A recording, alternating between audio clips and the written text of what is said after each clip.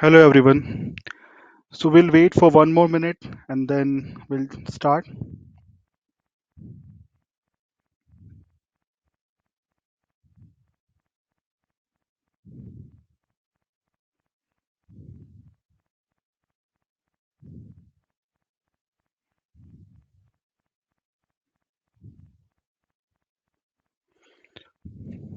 We are waiting for a few more people to join. So in next 30 seconds we'll start.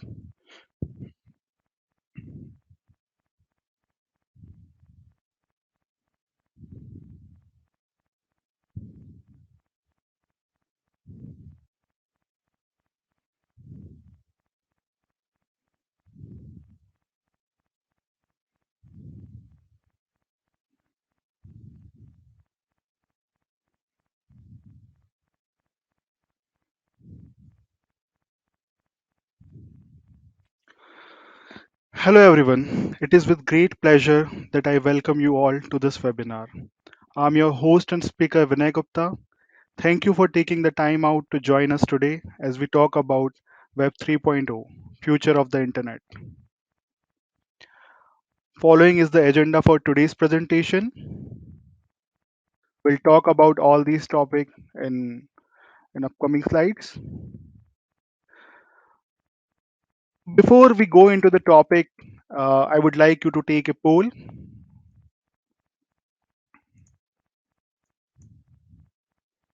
So it will be there in your screen. If you check the bottom part of your screen, you will see a poll. Please respond to it.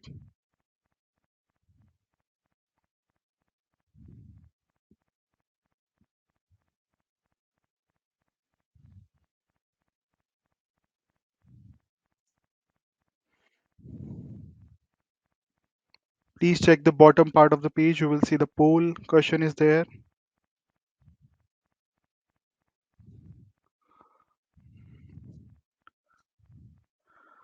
Okay, so I can see that most of the participants are not familiar with this topic. So in the next 30 minutes or so, I'll take you through this topic and give you a better insight on Web 3.0. So before we get to know about Web 3.0, let's understand what was there in Web 1.0 and Web 2.0. So Web 1.0 was the first phase of the World Wide Web with flat data. It consists of static web pages that serve content from the file system of hosting servers. It was the read-only phase where interaction between sites and web users was limited. People could only read information written on website. We can think of it as an information portal where users receive information passively. Users could not interact with the content, they could not post comments, reviews, or feedback. One of its examples is Britannica Encyclopedia. The setbacks in Web 1.0 led to the development of Web 2.0. So Web 2.0 it is the current phase or the read write phase of the World Wide Web that allows interaction between sites and web user. People can read and write content on various websites and applications. The foundation of Web 2.0 are interoperability, interactivity, and usability. Web 2.0 enable participation, collaboration, and information sharing among web users. Few examples of Web 2.0 applications are Wikipedia, YouTube, Facebook, Twitter. So you can see that on all of these social media platforms, you have an ability to post your content like you can publish videos on YouTube, you can write tweet on Twitter, and the same way you have an ability to interact with others videos or tweet or Facebook posts. So that kind of interaction is there in Web 2.0. You can actually share your views as well, and you can provide the feedback and comment. Like on Wikipedia, if the information is outdated, you can edit the page and update with the correct information. So that all interaction is there where user can also participate. In Web 3.0, which is also known as the read, write, execute web phase, introduced the concept of machine learning, artificial intelligence, blockchain systems. It refers to the evolution of web utilization and interaction, which includes altering the web into a database. with the integration of DLT, which is distributed ledger technology, and that data can help to make smart contracts using blockchain based on the needs of an individual. There are many Web 3.0 apps present. To name a few, OpenSea, which is an NFT platform, Uniswap, Audius, which is an audio streaming platform. Now, if you see this different images of website in different web era, so if we see the first example, which is Travel Assist magazine website, you can see that it contains some information and hyperlinks. You do not see any form or anything where you can put some comment or some feedback. It is more of an one-way interaction where you can go through the hyperlinks and browse the pages. So it is more of an information portal.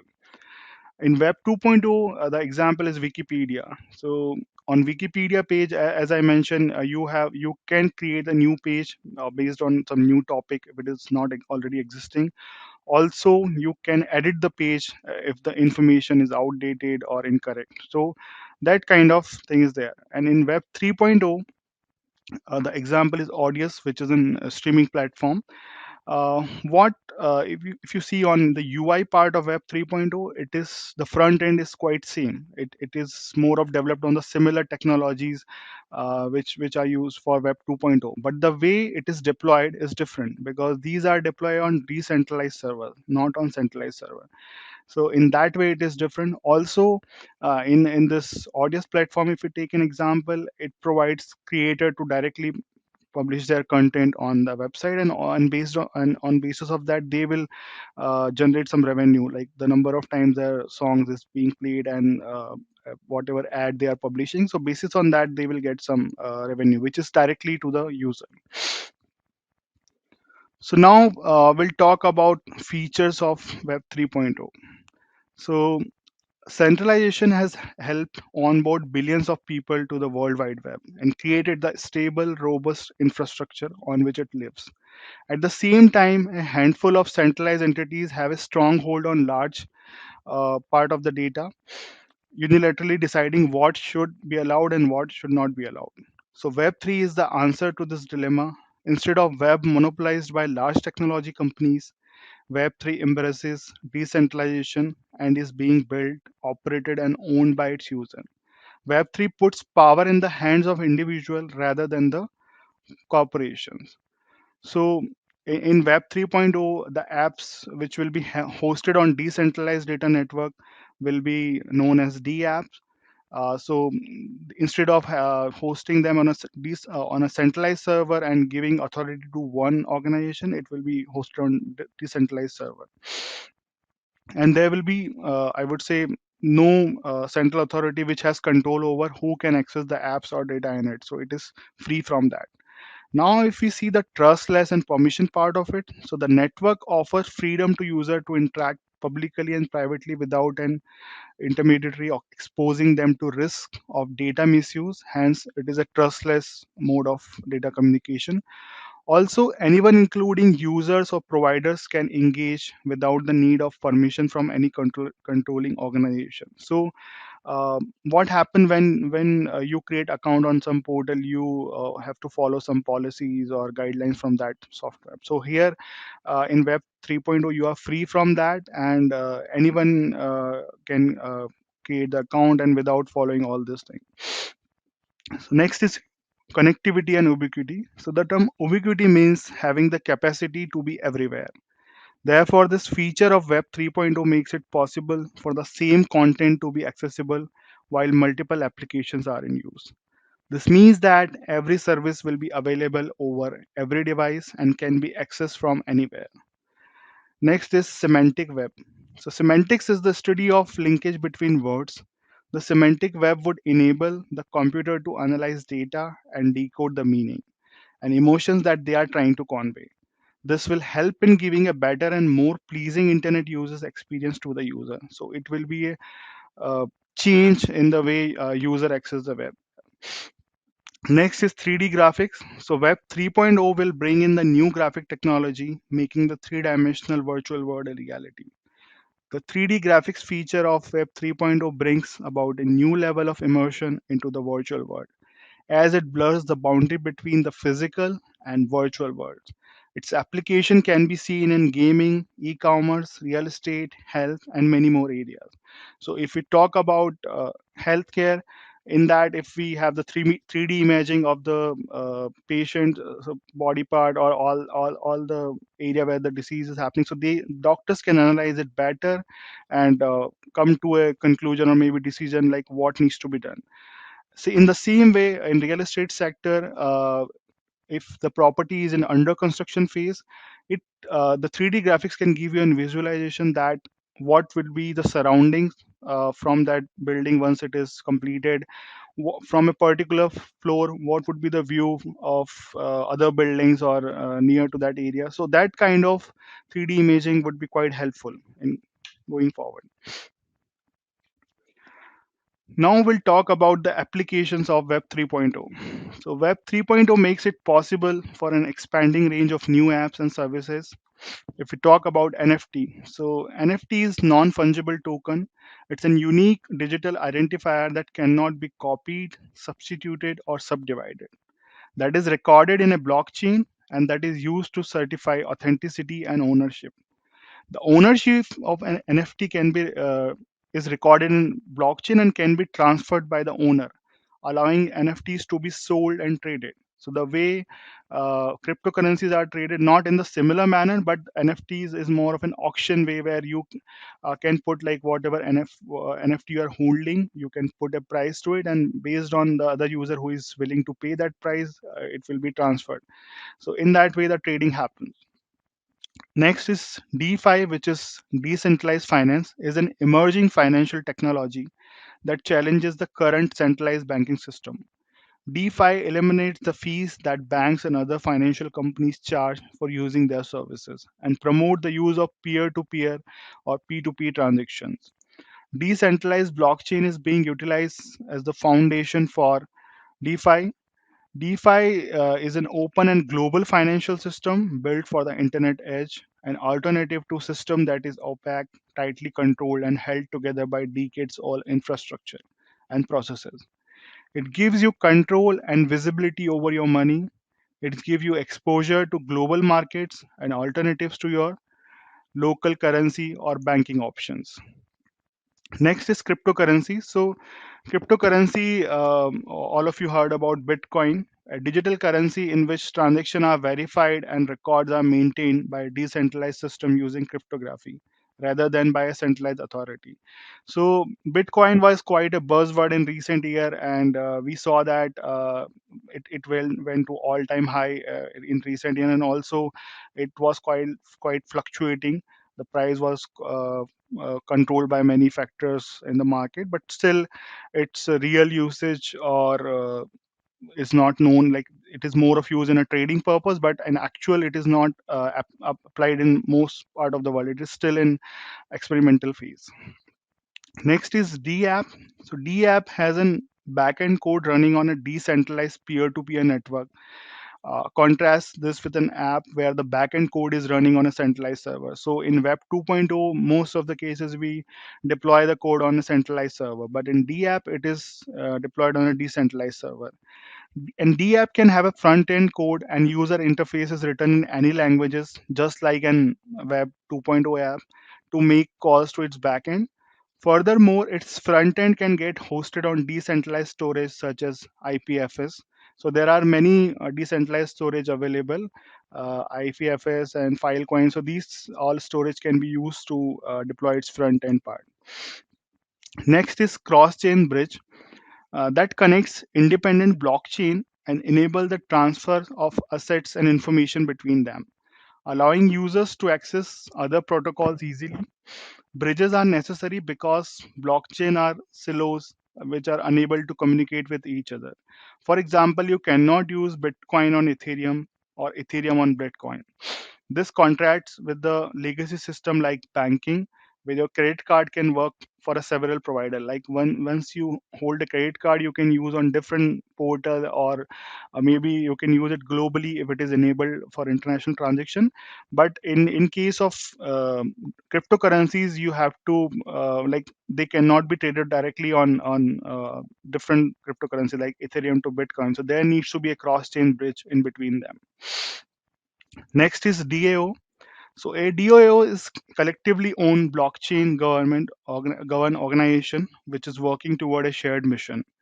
DAOs allows us to work with like-minded folks around the globe without trusting a benevolent leader to manage the funds or operations. There is no CEO who can spend funds on a whim or CFO who can manipulate the books. Instead of that, blockchain-based rules are baked into the code and which define how the organization will work and how the funds will be spent. They have built-in treasuries that no one has the authority to access without the approval of group.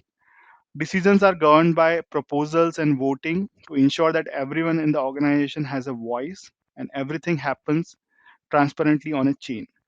Starting an organization with someone that involved funding and money require a lot of trust in the people you are working with. But it is hard to trust someone you have only ever interacted with them on the internet. With DAOs, you don't need to trust anyone else in the group, just the DAO's code, which is 100% transparent and verifiable but by anyone. So it gives a transparency before like trusting anyone else in the group, and then you can decide whether you can be part of that DAO or not. Now we'll talk about Web 3.0 and blockchain, like how blockchain is uh, changing things in Web 3.0. Like if we have seen most of the application in previous slide where blockchain were involved. So blockchain is truly the foundation for Web 3.0, especially when you think of it, how it transforms data structure in the background. Blockchain helps to create a decentralized database with a peer-to-peer connection. It means that there will be no centralized authority to control the database. Blockchain is basically a public registry of who owns what and who transacts with whom. It provides an efficient way to work with several parties without trusting each other. The term distributed ledger technology underpins blockchain and can enable financial institutions to regulate governance around data sharing. Moreover, the decentralized ledgers in blockchain are immutable. It means that record cannot be changed or modified later. The network store each transaction as history data. It supports an append only ledger of record that will be added to the chain later.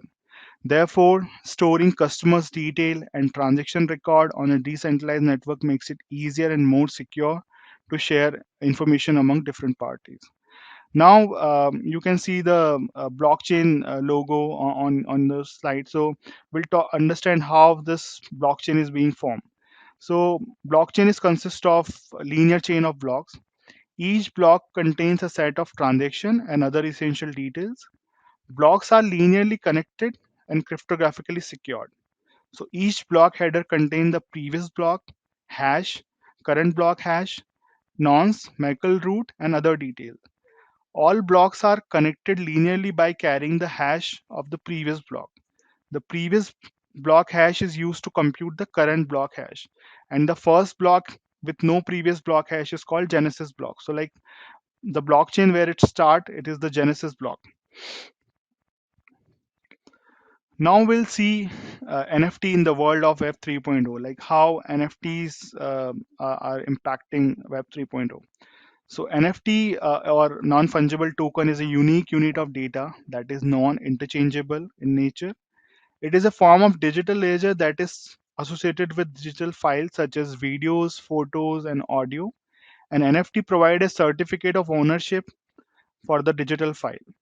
NFTs are created on blockchain, and this will exist on the blockchain and work as authenticity proof for the item that you have purchased. Your file does not get stored on the blockchain. The link to that file is registered on the blockchain. So if we see it like the NFT is not stored on the blockchain, it is only the information related to NFT, like who is the owner and the link of that NFT file. So that is remain on the blockchain. And if you like working on the art of any form, you can start creating NFTs on platform like OpenSea, Binance, and Rarible. You will require a cryptocurrency wallet that support transaction related to NFTs. Once you have created your NFT, you will need to find a suitable NFT marketplace to trade your digital assets.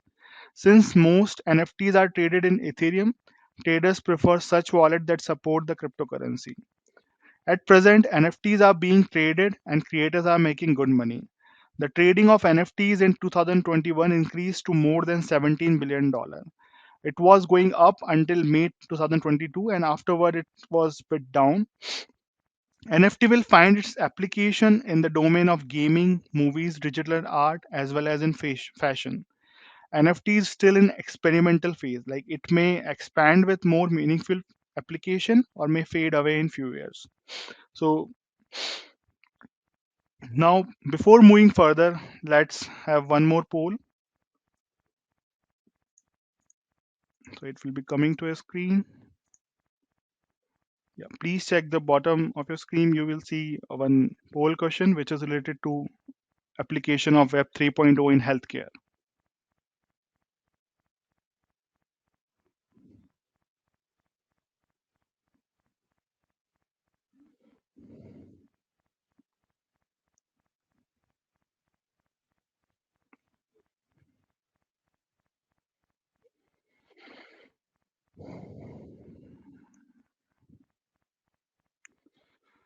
Okay, so I'm happy to see that many people are aware about the application of Web 3.0 in healthcare. So next, let's discuss about more detail in next slide. So those who are not aware about it will give more insight about the topic. So before talking about health 3.0, let's figure out what is health 1.0. So we can think of health 1.0 as when patients read about medical condition or talk to family members or friends to gather information in the old fashioned way. So where the information is not available to everyone, like you can read about the different issues or diseases going around or different health condition through magazines or newspaper, or if you have heard from some of your friends or relative. So that has a limited scope to know the information. Now, if we move to health 2.0, when patients go to internet to download article and then can read about the different issues which are going across the world. So it is like if we think talk about the corona. So when corona happened, everyone know many detail about like what can be the symptoms and how it can be stopped and what all precaution we need to take. So it all happened due to health 2.0, because a lot of information was available where the corona has not reached. They can like the government can figure out what all precaution or alternatives they have to take, and in that way they handle the situation in a better manner. If we talk about health 3.0, so it's an extension which is based on the concept of Web 3.0, where the users interface with the data and information which is available which is the information is quite personalized. So based on the user's demographic, like age, location, gender, and on like which kind of medical history the person has, they will get a customized or personalized detail about the healthcare, like what all precautions they need to take or kind of food and all those detail. It will be customized to user. Health 3.0 will have some positive benefit, including ongoing daily support to comply with the medication regimen. Nurses might be able to reach out to patients and perform disease management or care management in real time on the fly, like wherever patient might be, and patient will also feel less isolated. Health 3.0 has all sort of implication, not only for compliance and adherence, but also for improved doctor-patient communication. So more culturally sensitive care and highly customized care that is announced by managed care organizations. Health 3.0 will truly change disease management as we currently know it, and will promote the power of disease prevention and daily fitness and overall well-being.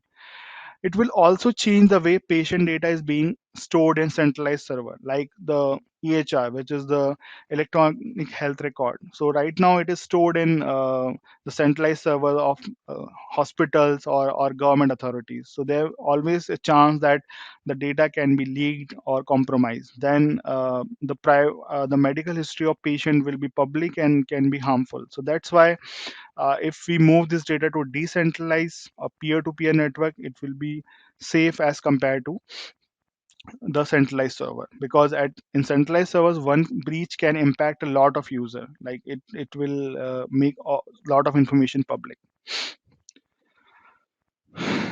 Now we talk about different applications, features of web 3.0, how it is blockchain and NFTs are involved in web 3.0. And before making a decision on web 3.0, we should also know about this risk involved with it. So like every coin has two side, web 3.0 also has some risk with it. So the biggest concern related to web 3.0 is about the information authenticity, because Web 3.0 will be governed by emerging technologies and decentralized data management. So expert might feel that the data sensitivity and originality of the information may be difficult. It will be tough to figure out like the information is authentic or not, whether any user who has published the information it was verified or it was randomly put on web 3.0. So that's why the authenticity would always be a concern until they come up with some set of rules or something, but then it will go contrast to web 2.0. Next is data manipulation. So in the absence of stringent checking mechanism, web 3.0 could turn out to be the biggest source of misinformation in the world. People can misuse the data to manufacture result that they intend to have from the search engines. So if like you own some page and it is quite popular among search results, and if you modify information there or for some topic, then it can impact the search result as well. And also if the information is not correct, then definitely it is kind of a manipulation, so it also comes as a problem. Next is data availability. So data availability is another pressing concern in the list of web 3.0 risk. With almost everything going digital, web 3 participants have to worry about the necessity of depending too much on data. How is web 3 supposed to work when system and processes don't have the required data? Many people have encountered the problem of broken links throughout the web 2.0, and the same can be expected in web 3.0. Next is confidentiality issue. So data breaches are not a new thing in the world of the internet. Instances of breaches in data confidentiality happen quite frequently, and systems empowered with semantic web capability can read data during transfer and support easier understanding.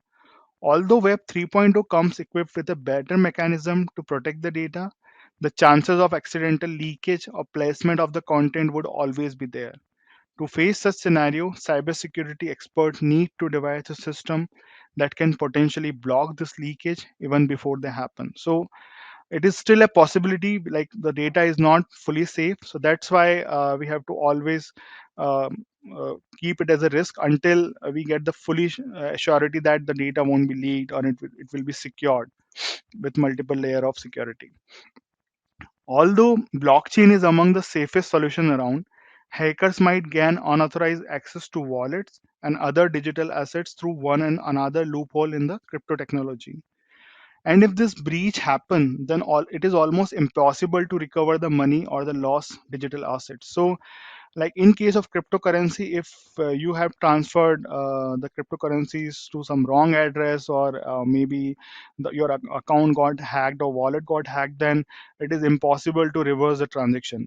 Like that is still possible in the banking mechanism, like up to a level the transaction can be reversed with like credit card fraud protection plan and all such, but with cryptocurrency it is not possible. So in such cases where the wallet it's compromised, you have to forget about the money which you are losing with that, like that cannot be recovered. So while web 3.0 offers better possibility to democratize the opportunities, any breach in the system might lead to be unrecoverable monetary losses. As I mentioned, it cannot be recovered. You have to simply forget about that money and move on, and there is no way you can complain about it, or you can try to track the transaction. So that is not possible. So before moving further, let's have one more poll, which is coming to your screen. So again, please check the bottom part of the screen. You will see the question around metaverse.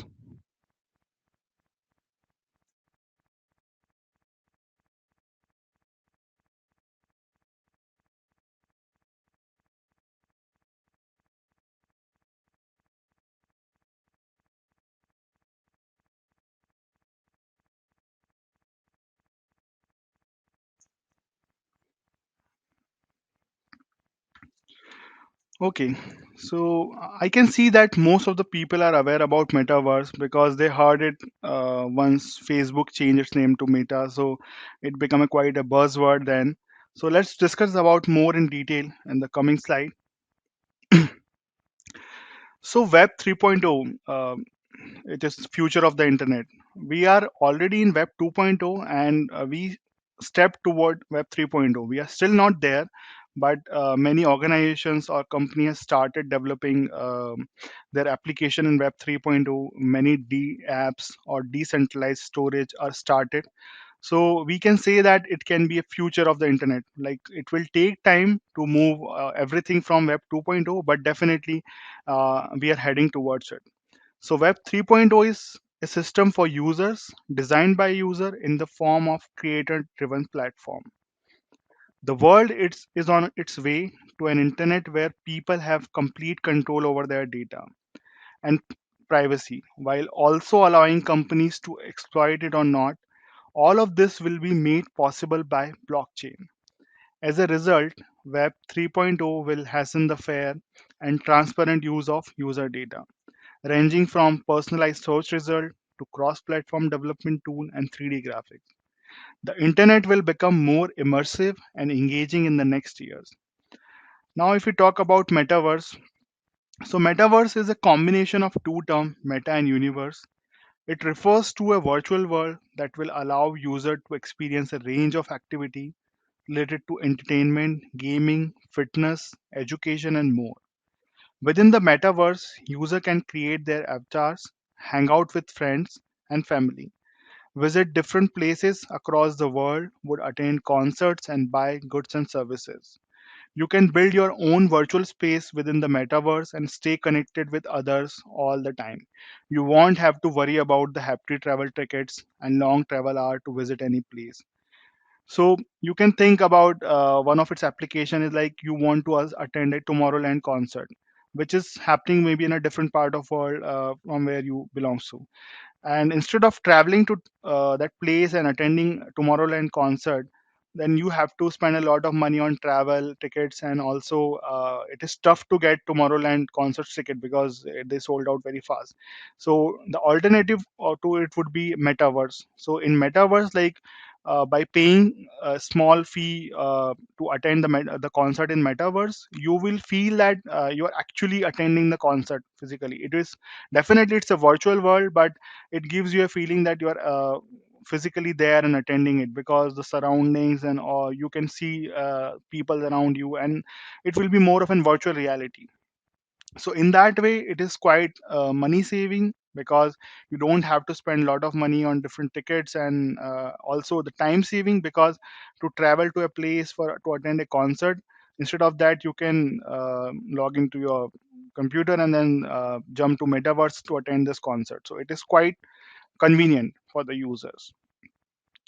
Also, in metaverse, you can build your own virtual spaces and stay connected with others. And like there will be a phenomena coming in where you can buy some space in metaverse. Like it is kind of a real estate in the metaverse industry.